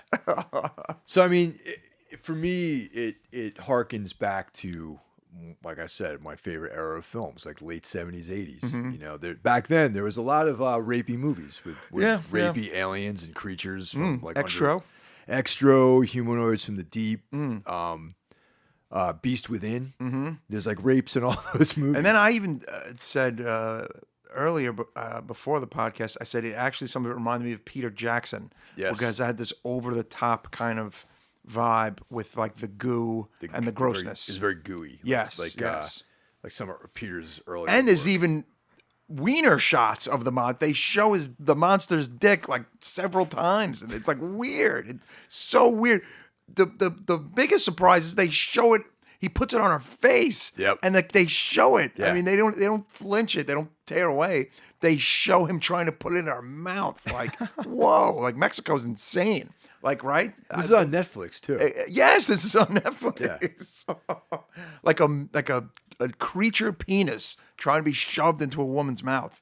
It's unbelievable. Actually, the movie Bad Biology was on Netflix too. I need to see that. It's about an evil cop. Yeah, I heard. I need to see that movie. Frank Henenlotter from Basket Case, and it's no longer on Netflix. Yeah, but it's out there. Yeah, you know, we should cover that one. We should do a Henenlotter episode. Yeah, we should do a Henenlotter episode. Yeah.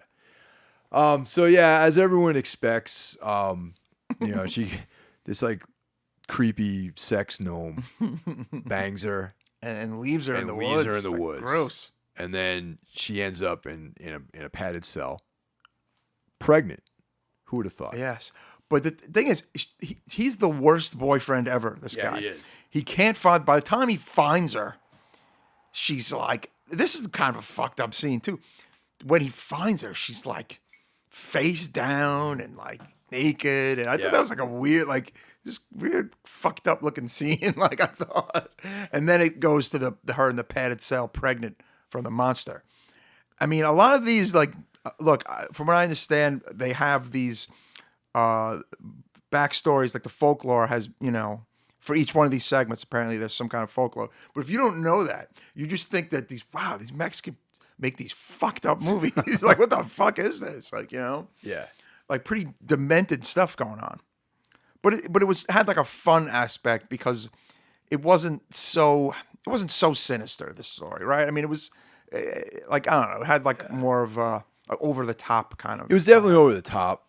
And I mean, I don't apologize for the things I like and the things I don't like. But yeah, I mean, you know, if you're listening to this podcast, you're probably on the same page, man. It's all in good fun. And yeah, it's like definitely off color. Yeah. I could see maybe some people might get offended by this. But yeah, I don't. Fuck it. Definitely. Yeah, this movie is. It's if you're not a fan of like a lot of violence and like, you know, irreverent kind of violence, this movie isn't really for you. Yeah. I mean, and the violence is not like, It's not like the violence that's in Atraz. Let's put it this way. No, apparently not. Or August Underground. Or It's something. more. There's a funner vibe, obviously, in this movie. Yeah. It's all, like I said, it's like similar to the same feeling you get watching like, slasher films and things like that. And it's not, it's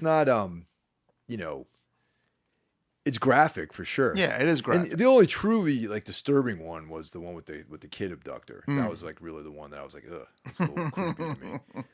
But anyway, that's another, that one and Drain are my two favorites. Yes. Those two Me by too, I would say. far outshine the others. And the other ones are great. So the next one on down the list here is it's Jorge Michel Grau. Dolls. I'm not going to try to mangle the Spanish title. I have notes for this one. A woman who's just escaped for something horrible and is hiding out from someone that is after her. She's like beaten, bloodied, and tired, and she puts up a vicious fight against a guy, this huge guy. The thing is, until we see what she's running from and what's going on, we don't really know, kind of just how messed up it is, right? Yeah. We just think it's some maniac in the woods. Yes. Yeah. That's true. But yeah, the guy who directed this, Jorge Miquel Grau, he's the one who did the We Are What We Are films. And he's done something else too. He was in. He had some in the ABCs of horror. Yes, he did. He did. So he's another kind of up and coming name. Yeah. And I have a funny feeling we'll be seeing more in the horror world from him. Whatever happened to Nacho Cerda? That is a very good question. Wow, he's another. He made like a big splash Aftermath. in the early 2000s, early mid 2000s, and then he just kind of Nacho Cerda. I figured he. I'd have to look up to see what happened to him. Yeah, since we're talking about a film that's made in Mexico, and Nacho Cerda was like, he had a short called Aftermath. And then he did something. There was something else. I can't think of what it was. I thought that was amazing, and it looked great. It looked like a fucking Hollywood blockbuster film. Like it was like shot so well, and I don't know whatever happened to that guy. Maybe I don't know. I would assume that he would have tried to, like similar to how these other filmmakers are trying to break into the U.S. Well, market. he did The Abandoned, which was kind of a bomb, actually. In 2006, he did The Abandoned, and he's done some shorts. Oh, and he did something he's got announced called I Am Legion.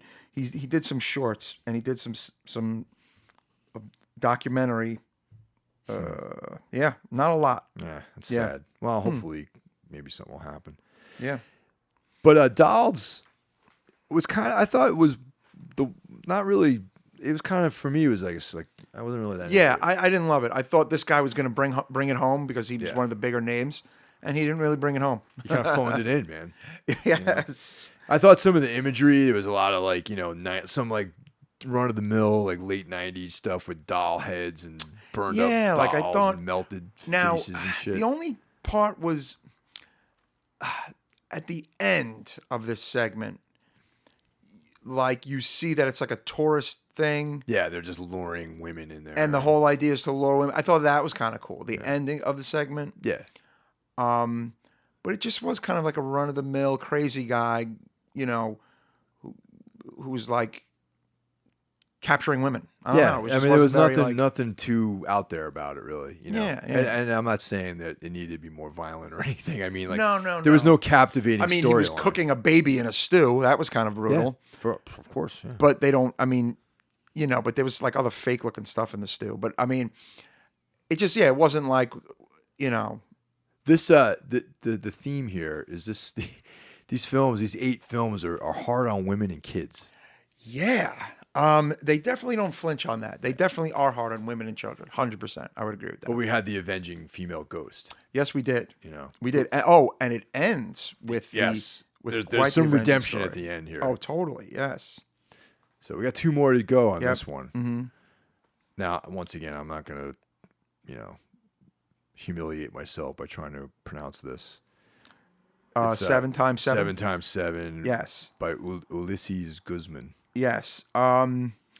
It's this story. It's kind of crazy. A guy walks into a morgue and taking a body to his truck and driving out to a pond in the middle of nowhere, and then things get kind of surreal. This is like the more surreal one. This is the one I was talking about, right? There's like a burning guy on a horse, and this is the naked woman who grows spider legs. That was kind of the coolest thing about this segment. Oh yeah, totally. It was like a drug hallucination, right? It was like a Jodorowsky yes, vibe to yes. it too. And it's a reanimated corpse, and there's just a bunch of flashbacks in present day, and yesterday, whatever, and. I don't know. Like this was just kind of a trippy one that I just kind of couldn't really grasp. Yeah, right? I dug it. It was basically with the corpse. This guy like grabs his body out of a morgue and he's bringing it back to life. Yeah, right? yeah. But you think initially that this might be a comrade of his, that might be a friend. Mm-hmm. Turns out that is a grave enemy of his. Yeah. And the whole reason why he's bringing this guy back is to kill him again. Yes, it's a revenge story. It's a revenge. It's like a weird revenge story angle. Yeah. with a hallucinatory angle. Yeah. Yes. So it was good. It was decent. Yeah, this one was decent. But the last one I thought was one of the better ones too, actually. Yeah. This is where the women kind of get their comeuppance. It's called, the English translation of the last one is Day of the Dead. It starts out, there's like a narration of a woman talking about her hard life and how her mother taught her how to be strong. And then it brings you up to this room of scantily clad women who you think they're prostitutes, and they are prostitutes, but they're also dancers. I heard that before. Yeah, and she's kind of giving them a lot of shit and yelling them and cursing them out and insulting them. And it turns out, aside from being hookers, they're employed at this nightclub as dancers. They get treated really badly by the male patrons, like kind of right off the bat, right? It's kind of like they're doing their thing for the guys, and the guys are like, insulting them and groping them and demeaning them. And then, things just kind of, the whole thing, the shit hits the fan, I guess. Yeah, basically. And it reminds me of, what's that movie? What's his name? With Quentin Tarantino. Oh, From Dusk Till Dawn. From Dusk Till Yeah, it's From Dusk Till Dawn-esque, right? Yep. The women start killing the guys brutally. Yeah, brutal murder.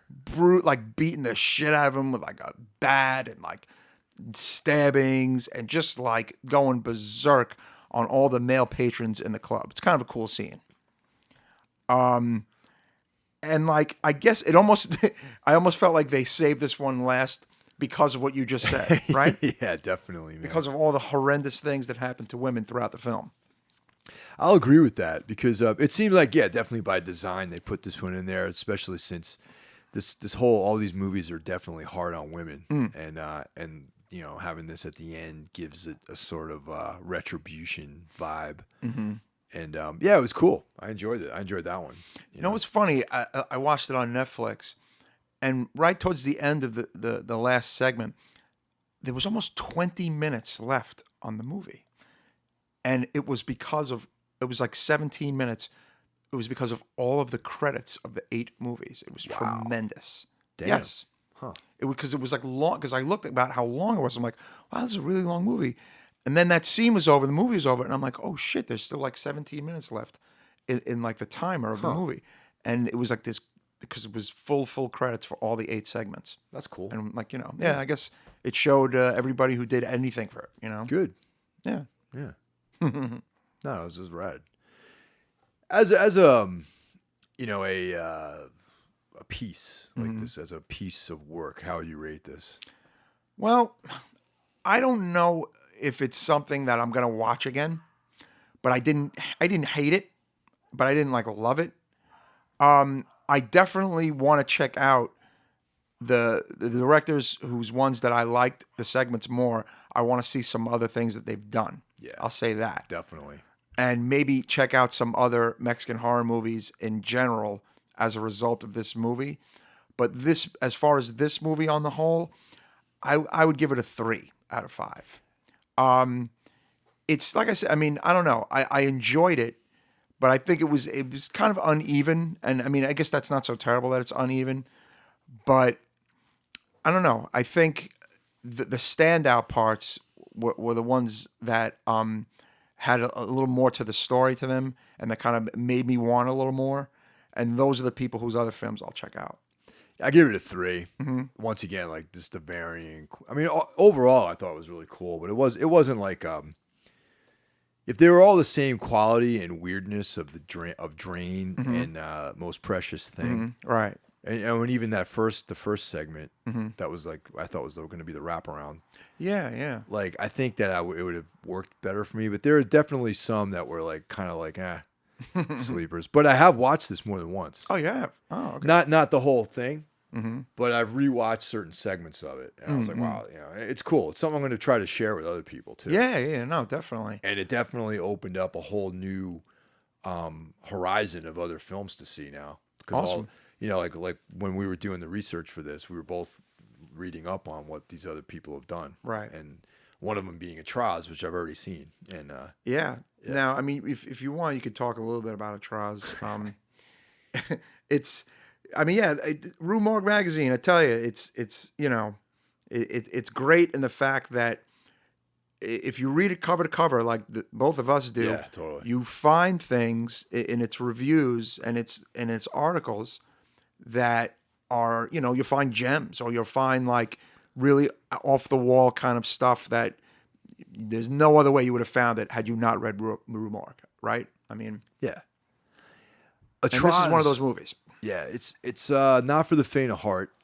It's pretty extreme on the violence tip. It's very, I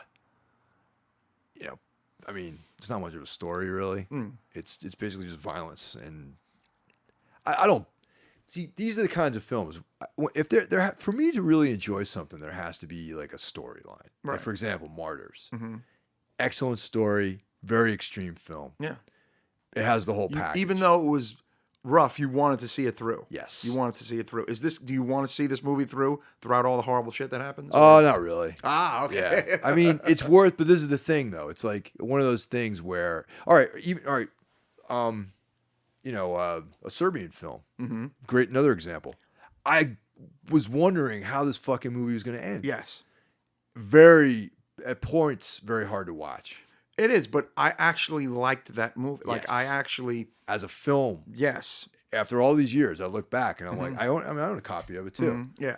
But it's like, it's a good film, The story is good. The Very story compelling is story. a compelling story. Yeah.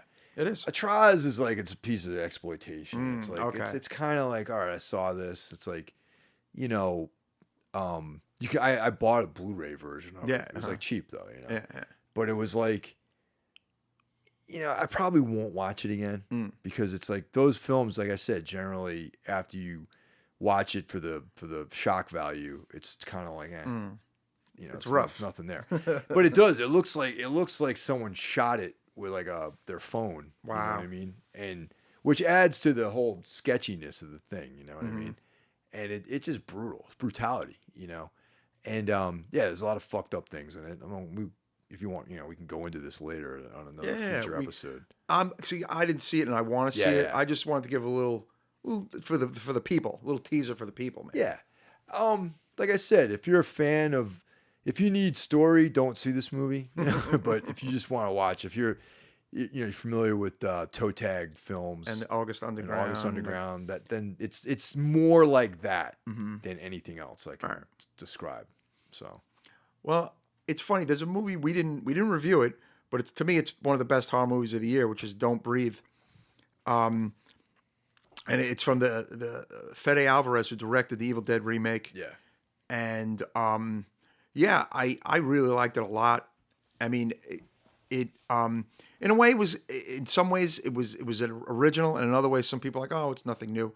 I mean, what was original about it was the main villain bad guy was completely blind. That relied completely on his sense and the fact that it was his home to go after the people he was going after. That was very interesting of itself. But it had some familiar faces in it from the prior the Evil Dead remake, and it actually left it open for a sequel at the end. So I actually really enjoyed that as far as movies of the year that I liked. and I guess two more would be Neon Demon. Really liked it, and The Witch. Those are probably my three favorites of the year for 2016. And I kind of would put Invitation up there in a top four. I actually really liked it. Yeah. The Invitation is just a good film, man. Yeah. Like, it's just a good movie, aside from being like a genre piece, you know. But have you been keeping up on The Walking Dead? Yes, I wanted to talk a little bit about Walking Dead. Man, it's weird. People are like going after it, I feel like now, and they're saying it's so stupid or it's over and it's done. I'm enjoying this season. I don't think it's over and done. I want to see what happens with Negan. I want to see what happens with this story arc. Now, if you're a comic reader, you know that, well, Negan isn't going anywhere. And I don't know if the show is going that route of what has happened with Negan in the comic. But I am enjoying it. I'm enjoying, the performances. I don't know. The hate, I feel like it all stems from the premiere. Yeah. And the killings and people not liking what happened in the premiere. I mean, if you at all read the comic book, you saw that coming a mile away. Yeah. You knew Negan is like similar to the Governor. Mm-hmm. He's like one of the main villains that they've had in the series. Right. So I knew that was eventually that was going to get here. Mm-hmm. Just like when they lived in the prison, that was going to come. Yeah. You knew all that stuff was on the way. So, I mean, you knew someone was going to get smashed brutally. It shocked me that it actually was Glenn because they killed him they wanted to change it up, yeah. And I think what the actor's name, man, the guy's playing Negan. Oh, Jeffrey Dean Morgan. Some it. people are saying that he sucks, though. What? I'm like, what? Or they're saying he's annoying, and come that on, he's not like the comic one. Not I think like he's the comic exactly one. like the guy. Exactly He's like perfect. the comic one. He's a dick. Yeah. He's a mean dick, and that's kind of what he is in the But comic also one. charming. Yeah, He's like yes. charming and Right. kind of like cool in a different life. You might want You to know what it is, though? Him. I think some of these people that are not really horror people, you know what they want from Negan? They want to know his whole life. Oh, fuck They want to know if he was, was he abused and blah, blah, blah. Like, they want to know. No, really. Like, I think they want something that you're probably not going to get, or at least not anytime soon. No, they haven't even revealed it in the comic. Like, no, we don't. We know very little about the guy. Yeah. And I kind of like that, and I kind of want to leave it like that for a while. Totally. And I just feel like, I don't know, everyone wants a hand holding, and I don't know. The Walking Dead has never been about that, and I still love it, and I think it's doing great. Yeah. And there's a bunch of new haters, and it's like, what? I mean, those people obviously aren't fans of. They're not horror fans. No, I They're probably don't think they are. I people don't think they who really are. Or switching the channels. They and became found it. Walking Dead fans. Yeah. And so many wuss bags punched out after that premiere, and it's like, come on, man. I mean, what did you think was going to happen? You're watching a TV show about flesh-eating zombies in like the fall of mankind, Yep. like a horrific moment, I mean, stuff like that probably happened every day in other parts of the world. Right. You know what I mean? Yeah. But I'm it's funny enjoying it. I wouldn't say I'm enjoying it because there's not much to enjoy about it, but I like it. I mean, I'm into it. Well, yeah, and look, there's too many commercials. I'm going to agree with that. Yeah, I watch it on iTunes. So, Okay, yeah. there's way too many interruptions. I enjoy watching it live, and I have to say, sometimes watching it live is very frustrating. So that's a bit of a problem. But I know how TV works. I know what those commercials mean. I know how money works. So this is what it is. So for people like that, DVR and watch it later. That's the best you can do. You know what I recently discovered, and I'm way late into the dance on this one, is Penny Dreadful. Okay, I watched the first few, and then I fell out, but I wish I didn't because apparently it's great. I actually thought you were going to say Black Mirror. Oh, no. Because every day somebody's telling me about Black Mirror. I don't know any. That's a given. I got to start watching that damn show. Great. Excellent. Definitely check that out. I got to watch it. But Penny Dreadful, it's like the thing about that, the title and the little image they use in Netflix, because it's on Netflix now. It's like it kept popping up in my feed. And I'm, like, what the fuck is this show? Penny Dreadful. No, I see. Here's the like, thing. I know what a Penny Dreadful Right. is. I love old shit. I love old horror shit, right? Yeah. And this is old horror shit, all right? But I didn't know blunt. You it didn't was know like, even remotely as good as it was. Oh, okay. though. Like I was like, oh, I'll get around to that. Mm-hmm. Then one day, like I got actually when I came back from tour, it Like was you didn't know it was the characters that. Oh, that I didn't was, know anything about it. Someone that had like a Frankenstein angle and a Hyde angle. and someone yeah. was like a friend was like another friend was like, you need to see this. It's great. It's right up your alley. I'm like, okay. I came back from being on the road and I had a few days where I was just kind of recuperating, and I'm like, let me check this out, man. I was in from the I've seen the first 2 seasons. I haven't seen the third one yet. Mm-hmm. That's the last one. Yeah. But dude, it's like all. I mean, I love the OG horror stuff. Yes, too, that's man. what that's what I heard is modeled for. Like, you know, And all of them exist in the same continuum. You know, the Wolfman. I love werewolves. Yeah, you know, yeah. all that shit, man. The first episode was phenomenal. I thought the way the vampires, like everything, man. Yeah. And, I'm gonna jump back in. Yeah, I was pretty obsessed for about a week, and I knocked out the first 2 seasons. Now it's funny talk about like binge TV viewing. Starting the 25th on Showtime, they're airing, but they're going to own the Twin Peaks library. The whole TV, you know, ABC show is going to be on Showtime on demand, That's great. and it's I have that. to ramp up for the new series. This is a genius move on Showtime's part, because a lot of people are going to be watching this now, Oh, yeah. myself included, Oh. because I want a kind of refresher on everything. And I have a feeling, if you know, knowing David Lynch, you might want to be a bit refreshed on this show. yeah. You know what I'm saying? Yeah. There's going to be some, I mean, there's a good chunk of the cast is in the new cast. So it's like, I don't know, you're going to be lost if you just kind of throw yourself into the new show. Yeah. I'm really looking forward to that, but I'm also terrified because, yeah, I mean, In case it's not good. yeah, I mean, you know, if you were someone who like was of a certain age in the 90s, you know, like you watched Twin Peaks and like that was part, like it was just part of the consciousness of like, Yeah, back then. like X-Files and like Twin Peaks. It was like part of this thing that I always associate with being like a certain age. Yes. And like, you know, it's like a special thing for me and, you know, Yeah, probably yeah. for you. Yeah. So, and it was so perfect, especially the first season was like untouchable. I think second season. Yeah, a lot of people think, one of my friends was like, he posted, yeah, you don't really need to watch season 2. Well, yeah, I mean, it's the storyline Yeah. at the end of season 2, I'm assuming ties into the new season. Possible. See, that's the thing. They've given pretty much no info just yet, right, Yeah. on this new one. But that's on purpose. So I'm afraid that, and I love David Lynch's other movies, and I'm afraid that it's not going to be good. But you know, I have faith that it's going to be good. Oh, so are you not optimistic about the new? Oh, I Twin don't Peaks, or know. you are? I mean, Oh, no, I'm 100% looking forward to the Yeah. day it's out there. But like, I'm also a little reluctant. You know, I'm a little not reluctant to watch it, but I'm a little concerned. What makes me think it might be good is that how long it's taken to happen, how committed he was Okay. to having him have his certain role in it, or there was going to be no show. Okay. All right. How he wanted to have all these certain people in it, or there was going to be, like, you know what I'm saying? There was a lot of his demands that Showtime gave into. And at one point, this thing was not even flying, and then everything kind of fell into place. You know, like there was quite a battle for this show to happen. And now it's done. It's, you know what I'm saying? I think, like, to me, that's like, it shows his, like, passion for this. Okay. Even though he went from TV to a very long period of movies, and probably people thought he'd never do anything on television ever again, here he is back on television again. Well, I mean, TV has changed. Exactly. And the way people watch TV since the 90s has Obviously it's changed, yeah. drastically.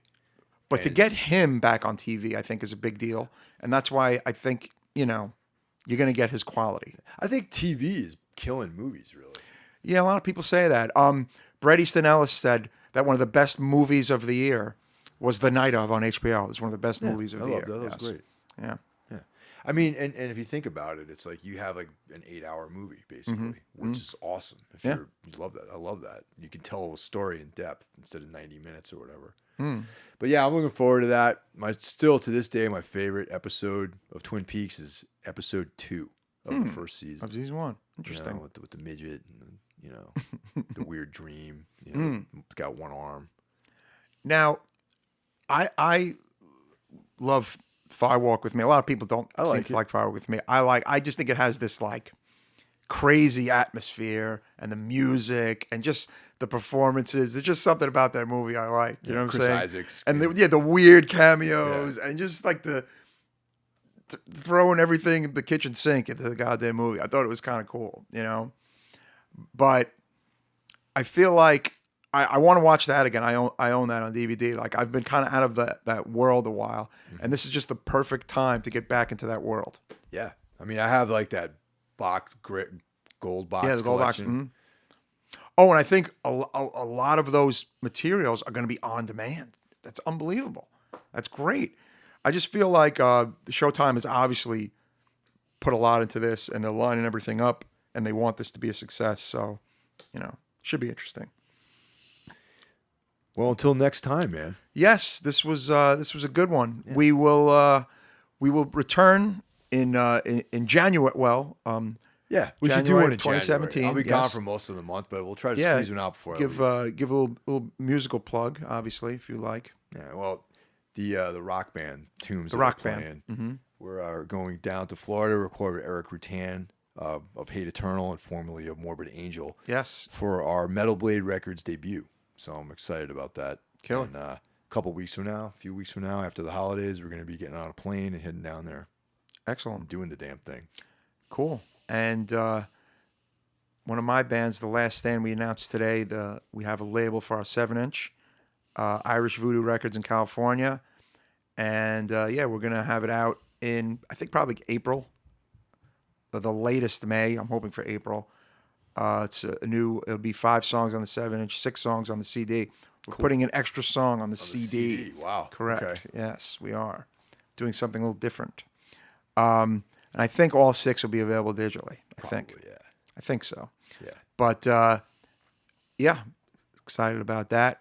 And once again, thank you all for checking us out and for all the support. And we will be back in 2017. Take care, everybody. Take care.